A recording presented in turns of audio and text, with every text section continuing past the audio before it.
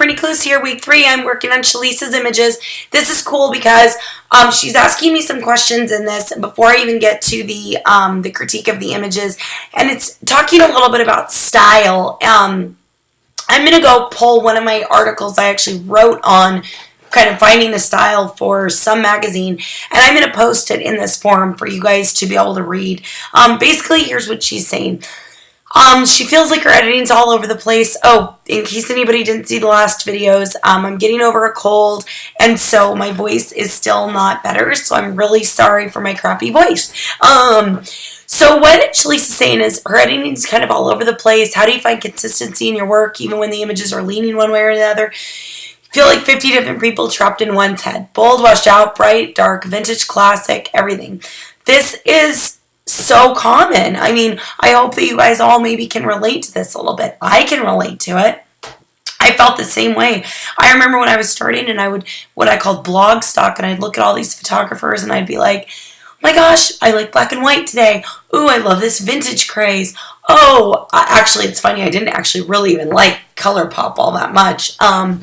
When I first started, and I think it's because I was so busy looking at other people's work that I was constantly being kind of inspired by what other people were doing, which isn't always a bad thing, but then, at least for me, it was like too much in my head, and I kept trying to emulate somebody else's images.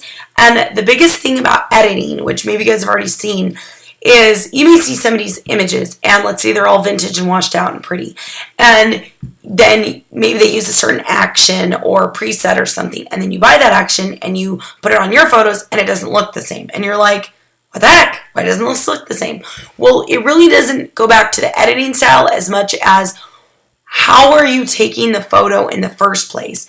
And think about it like kind of like how an artist would paint a canvas, that you're going to get the best painting is if you have a nice, tight, crisp, white, clean canvas. If you have a canvas that's been rolled over by a truck twice and isn't stapled correctly, and you have, dips in it, and it's really dark, you're not going to be able to paint a perfect a perfect painting because you're not starting with a perfect base. And I do truly believe, this is my own rant, that in our industry, like the fun and the cute and the sexy stuff is the editing. That's the fun stuff that everybody wants to get to. They want to buy actions, they want to buy presets, and they want their photos to look a certain way, but they maybe were never taught or trained or learned how to take the photo correctly in the first place. And actually, I hope that you guys are excited to know that I'm going to be doing something for Chic Critique in October, and it is literally that. It's a step-by-step process of how I take the photo and why it's so important to get that right in camera. And once you have that clean base, kind of perfect all-around photo, then you can kind of do anything you want to it. But really, a lot of the times it's starting with that clean base. So I know I'm kind of all over the place, but step 1 is don't worry about style. Worry about perfecting your straight out of the camera. Learn how to take an absolutely spot on straight out of the camera shot, whether you're in June, July, December, if you're in an urban background, if you're in a nature background, if you're in a wheat field, you have to be able to consistently take the same kind of exposed photo despite the season, the weather, a little give and take on the light, and the location that you're at. Once you can do that, then you can start worrying about what kind of style do I want to be, because then you're going to really be able to see what these different styles look like against a perfect photo. So you're going to be able to play around with vintage washes and black and white. And what happened to me is once I started learning how to just perfect that image, which I would say took me about 5 or 6 months to do. Once that was done, then like the color just popped in my images. All of a sudden my color was naturally better because I was taking a better photo.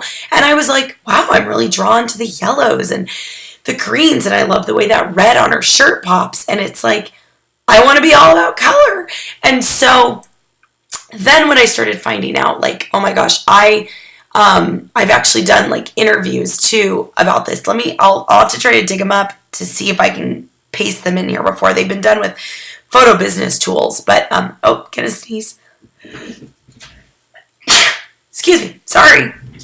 But style should be somewhat of a natural extension of who you are. Like, I am a loud, outgoing, kind of bright, smiley, happy person. Like, I love lots of bright colors. I wear bright colors. If you look around my house, I like to decorate in very mod patterns, and I have chevron walls, and I have chartreuse green dining chairs. So I'm not like a very vintage person, let's just say. I don't go antiquing. I don't have a lot of lace. So I have chevron and bright colors. And so it kind of makes sense that my photos have that same bright quality, because it's just naturally who I am. It's just naturally what I'm drawn to. So kind of once I started doing that too, is looking, who am I as a person? Not so much even as photography. What kind of clothes do I wear? Like, what's my style of clothing? How do I decorate my house? What's my go-to paint color? You know, what's my go-to kind of decorating theme? That tells you a lot about yourself. And I feel like that really flows into the photography and the kind of artist you are. And the more that those two things align, I think just the more natural it is. So that's a really long kind of soapbox rant. I'm going to try to go pull up some articles and post them in the forum for you guys to read. But if anybody wants to talk more about that, I do one-on-one mentoring. And I can really talk through a lot of that in a lot more detail. So let me know. Okay, let's look at these images. So we've got a senior Canon Mark II taken at 5:17, so around the magic hour. 85 millimeter, my favorite lens, 2.2, ISO 200, 1/5000. So I love the pose of her. She looks like she's out some like dirt or desert bed. You know, the pose is great. You've got that S thing going on with her body, one arm up, one arm down. I really like that. You've got some side swept hair. Super pretty. It does look a little muddy, and by muddy I mean it looks underexposed and a little kind of not very warm, a little cool. So what you could have tried to do is add a little bit of, you know, amber warmth into your camera sensors. You could have tried to overexpose this image just a tiny bit. If you're metering, meter to 0, take a picture of her, then overexpose it by 1 or 2 stops. That would brighten it up a little bit. You know, I obviously see what you've done over here. You've really kind of done that vintage, really warm wash to it. I think it looks super pretty. I think it matches sort of her look. She looks a little kind of bohemian, you know, soft. I wish that this piece of hair was just a little bit out of her eyes. I try to be a stickler for opening up that face and letting the eyes show. The eyes are what makes the connection with the photo, so I think it's really important to try to have that. So anyways, great photo. Maybe just work on trying to do a little bit more of this in camera and save yourself this time. So the second image, senior Canon Mark II, 1:31 in the afternoon, 85 millimeter, 2.2, ISO 200, 1/5000. So this obviously must have been a winter image, unless you have snow where you're at right now. Love the coat.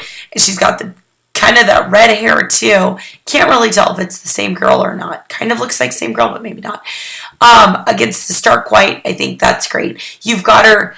She's leaning back and into the photo. So even though she's all pushed over to the right side, she's pulling me back in. So this is a perfect use of the rule of thirds, negative space, but how you always try to pull towards the center of a photograph. So great job with that. In terms of the edit, she looks just a little bit contrasty. I mean, I think you actually have really good exposure right here. What I would have tried to do with this image is do a simple sharpen defog, and go to like Florabella Actions, and I think she's got the best sharpen defog. I would have sharpened defog this, gone to my curves, pulled my curves right in the middle up a little bit. That's going to brighten everything, mainly your midtones, but it's also going to brighten your highlights and your shadows. And then I would have gone to my hue saturation tool, drug my saturation up, and then erased out her skin and all the snow in the background. That would have popped the pretty red in her hair and all of this gorgeous red. I think that this looks a little dark and heavy and contrasty, and with the snow I feel like it's so light and airy, and you have such great exposure here that I think it looks a little dark and heavy here. So maybe just lighten up on that a little bit and you would have been great to go. And boys. Oh, so you're sad about this image. Boys, boys, boys. Struggle with boys. Images your brother, golf course, senior pictures, really want to do something artsy, but you find yourself sticking to traditional shots when it comes to the male species. Oh my gosh, Shalise, you crack me up. You sound just like me. You love the flair, you love the artsy, but you don't really love the editing. So, okay, here's my thought. Yes, I feel that boys are very hard for me too.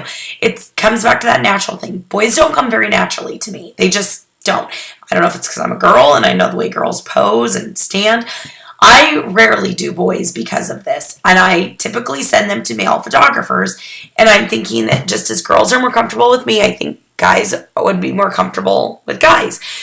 Who knows? That's just my crazy rationale. But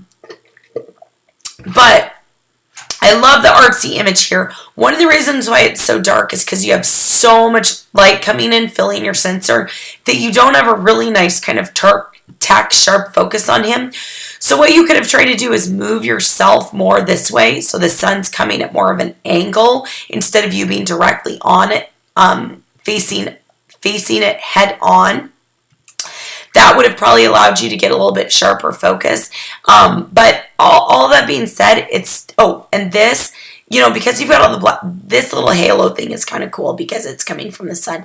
But this is kind of weird. It looks like some little alien nugget. And so since you have so much black in his shirt, just clone that right out because it's so bright. That's the first thing my eye goes to. And this I can tell is part of this sort of sun halo flare. This kind of looks a little strange. So just edit that thing out and then leave him here. And again, if you try to find a sharpened defog, I think you're going to notice that's going to help a little bit too. So hopefully that helps. This was a long video. Thanks so much, and I will see you next week. Bye.